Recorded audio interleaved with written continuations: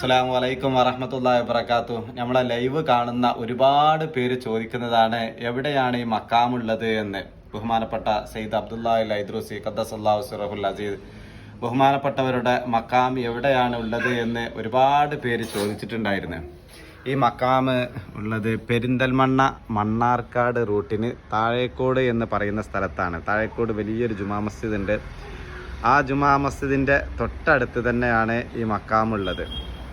ഒരുപാട് പേര് ഇവിടെ നിന്ന് ദുആ ചെയ്യാനൊക്കെ പറയാറുണ്ട്. നിരവധി പേര് സിയാറത്തിന് വരുന്നൊരു സ്ഥലമാണ്. ഇതാ സയ്യിദ് അബ്ദുല്ലാഹി ലൈദ്രൂസി ബഹുമാനപ്പെട്ടവരുടെ മക്കാം. ഒരുപാട് പേര് സിയാറത്തിന് വരുന്ന സ്ഥലമാണ്.